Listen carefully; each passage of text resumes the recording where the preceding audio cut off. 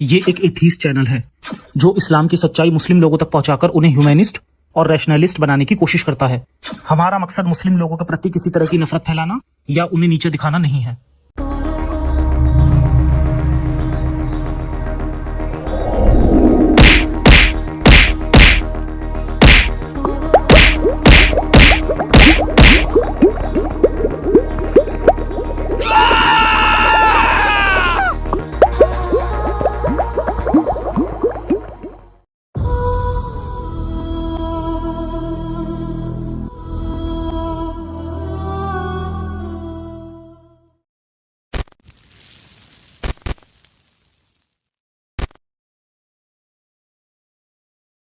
जय हिंद, जय इंसानियत।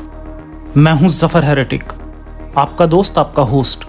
ये कमेंट रिप्लाई सीरीज का 8वां वीडियो है। ये सीरीज नॉलेजेबल और इंटरटेनिंग है, इसलिए सबको देखनी चाहिए। और क्या पता इससे आपको हिदायत मिल जाए या मुझे हिदायत मिल जाए। तो शुरू करते हैं इंसानियत के नाम से। JQ का कमेंट, अबे डफर तूने मेरे कमेंट का जवाब तो दिया ही नहीं। इसके रिप्लाई में तो मैं भी कह सकता हूं, अबे डफर तूने तो सवाल किया ही नहीं। लेकिन मैं ऐसे नहीं कहूँगा। JQ जी, मुझे आपका सवाल नहीं मिला, दोबारा सवाल कीजिए, तसल्ली बख्श जवाब ज़रूर मिलेगा। जब से मैंने कमेंट रिप्लाई की सीरीज शुरू की है तो मेरे वीडियो पे मोमिनों के कमेंट्स कम होते हैं। मोमिन भाइयों, आपके कमेंट पहले कोई नहीं पढ़ता था, अब वीडियो में पढ़े जाते हैं। अपने दीन को सच्चा साबित करने के लिए ज़्यादा से ज़्यादा कमेंट कीजिए, गोल्डन चांस है। सोमित खान जी ने बड़ी मासूमियत से 4 कमेंट किए हैं।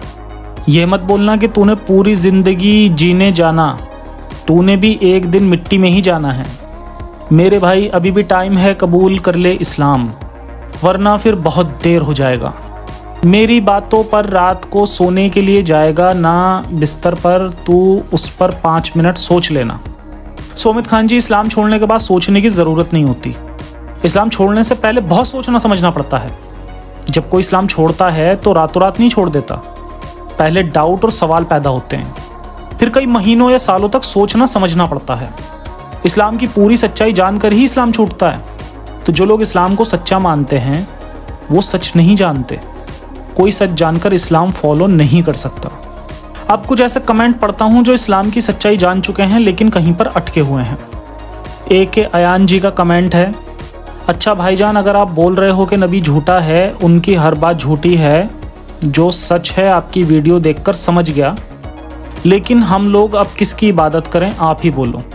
अयान भाई, किसी की इबादत करने की ज़रूरत नहीं है, मोहब्बत करने की ज़रूरत है।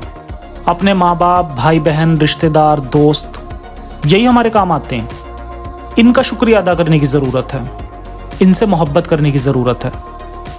अपने मुल्क और दुनिया से मोहब्बत कीजिए, पेड़ पौधों से, फूलों से मोहब्बत कीजिए, पंछियों से, जानवरों से, पूरी कायनात से मोहब्बत कीजिए। जो है ही नहीं उसकी इबादत क्यों करनी, जो है उससे मोहब्बत कीजिए। पठान बाबर का कमेंट है, अगर अल्लाह नहीं है तो मरने के बाद क्या होता है, क्या जन्नत और जहन्नुम भी होते हैं? पठान बाबर जी, जिंदगी का वजूद होता है, मौत का वजूद नहीं होता। जिंदगी की गैर मौजूदगी को ही मौत कहा जाता है। अगर आप थियरी ऑफ इवोल्यूशन को सही से समझ जाएं तो आपको पता चल जाएगा कि इंसान बाकी नस्लों से अलग नहीं है। जिंदगी और मौत का कोई अलग सिस्टम नहीं है। दिमाग की मौत को ही मौत कहा जाता है। जिस्म के अंग बाद में मरते हैं। कुछ केस में जिस्म को जिंदा रखा जा सकता है लेकिन दिमाग जिंदा नहीं हो सकता। हजारों साल पहले लोग लॉ ऑफ नेचर नहीं जानते थे, कोई कुछ भी कहता था तो सच मान लेते थे। वही यकीन रिलीजन का हिस्सा बन गए। ओल्ड टेस्टामेंट में जन्नत दोज़ख जैसी कोई बात नहीं है। यहूदी कहानियों के मुताबिक यहोवा ने जो मूसा को 10 मैसेज दिए उनमें जन्नत दोज़ख जैसी कोई बात नहीं थी। यहोवा ज़मीन पे ही अपना राज कायम करना चाहता था। फिर ग्रीक और रोमन के इफेक्ट में यहूदी रब्बियों ने ऐसी बातें करनी शुरू की। बाद में जीसस ने भी गॉड के राज की बातें की। फिर उसके बाद वालों ने हेल और हेवन को भी प्रमोट करना शुरू कर दिया। फिर जब हज़रत मोहम्मद ने खुद को नबी कहना शुरू किया तो उनके पास कोई फ़लसफ़ा नहीं था।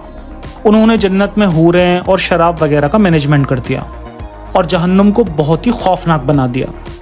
इस तरह नबी ने डर और लालच की बुनियाद पे इस्लाम बना दिया। उनका सिर्फ एक ही मकसद था कि मुझे नबी मानो। इसलिए कोई जन्नत और कोई जहन्नुम नहीं है, एक ही ज़िंदगी है। अच्छे इंसान बनकर अच्छे से जियो। दाऊद खान जी का कहना है कि मैंने माना कि इस्लाम गलत है, हर मज़हब में गलतियां हैं, मज़हब गलत हैं लेकिन गॉड तो है, दुनिया ऐसे नहीं बन सकती। दाऊद खान जी, ये बड़ी बात है कि आपने मज़हब को गलत मान लिया। अब आपकी सोच समझ आज़ाद हो चुकी है, अब आप गॉड का सच भी जान जाएंगे। आप नेक्स्ट कमेंट के रिप्लाई को गौर से सुन लीजिए, आपको सच समझने में आसानी हो जाएगी। मूसा गेमर ने एक घिसा पिटा जोक सुनाया है, आप भी सुन लीजिए। इम्पॉर्टेंट, अगर आपके हिसाब से खुदा नहीं है तो तुम्हारे मरने के बाद जो हाल होगा वही मेरा होगा। ध्यान दें, अगर मेरे हिसाब से खुदा है फिर जो मेरा हाल होगा वो तुम्हारा नहीं होगा। ध्यान ज़रूर दें, सोच के पढ़ो इसे। मूसा गेमर जी पढ़ लिया, हंसी नहीं आई?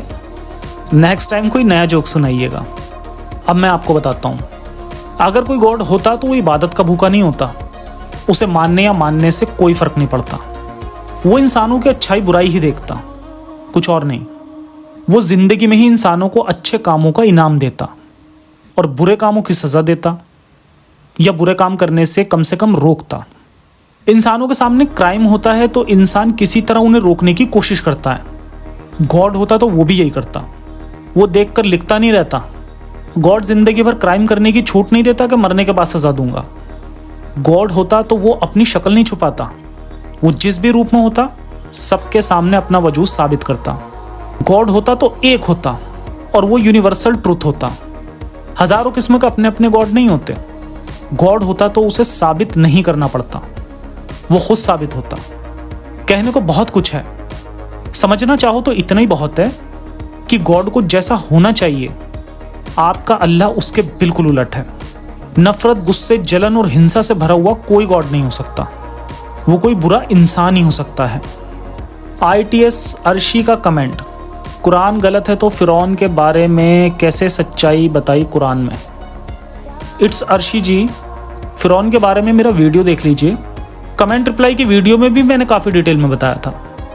मिस्र में बहुत सारे फिरौन हुए। जब वो मर जाते थे तो उनकी लाशों को मम्मी बनाकर मकबरों और पिरामिडों में रखा जाता था। ये बात दुनिया जानती थी। यहूदी किताबों में मूसा और फिरौन की कहानी है, वही कहानी कुरान में है।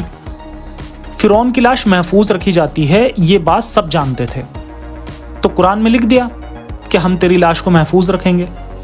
जबकि फिरौनों की लाशों को तो मिस्र वासियों ने महफूज रखा था। अभी तक 10 लाख मम्मी मिल चुकी हैं, जिनमें कुत्ते, बिल्ली, सांप, पंछी भी हैं।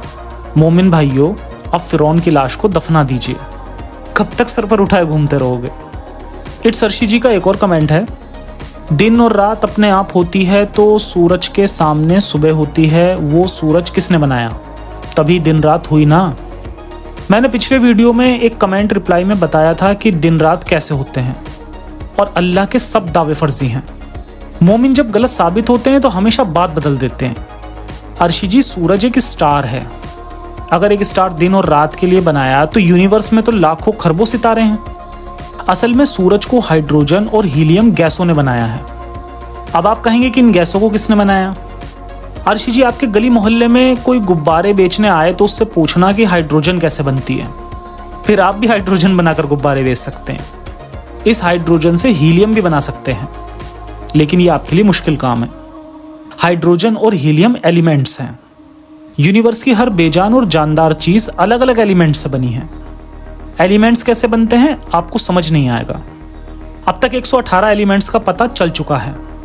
इनमें से 94 कुदरती रूप में पाए जाते हैं। 24 एलिमेंट्स वैज्ञानिकों ने लैब में भी बनाए हैं। और अभी चीन ने एक छोटा सूरज बनाकर टेस्ट भी किया है। सूरज में जो रिएक्शन होते हैं वही उसमें होते हैं और उसका टेम्परेचर भी सूरज से कई गुना ज़्यादा है।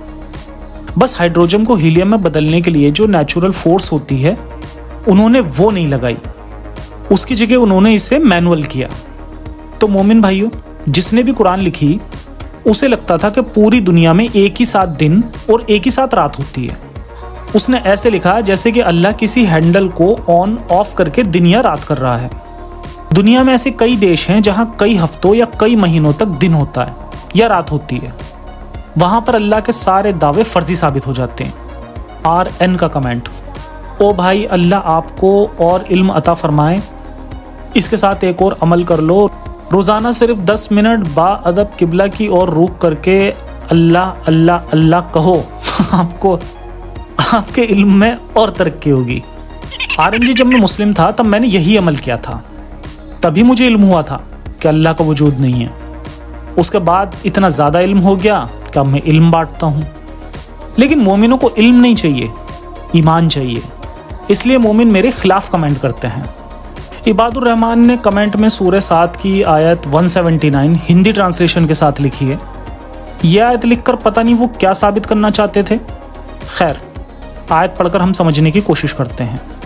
और यह हकीकत है कि बहुत से जिन और इंसान ऐसे हैं जिनको हमने जहन्नुम ही के लिए पैदा किया है। उनके पास दिल है मगर वो उनसे सोचते नहीं, उनके पास आंखें हैं मगर वो उनसे देखते नहीं, उनके पास कान हैं मगर वो उनसे सुनते नहीं। वो जानवरों की तरह हैं बल्कि उनसे भी ज़्यादा गए गुजरे। सबसे पहले जिन से शुरू करते हैं। इस्लाम आने से पहले अरब के लोगों में ये अंधविश्वास था कि जिन्नों जैसी कोई चीज़ होती है। जिस भी अरबी ने कुरान लिखी वो भी इस अंधविश्वास का शिकार था, तो कुरान में भी जिन आ गए। जिन होते तो सारी दुनिया में उसका इफेक्ट होता, लेकिन सिर्फ मुस्लिम ही जिन्नों का शिकार बनते हैं। धागे ताबीज़ देकर मौलवियों का धंधा चलता रहता है।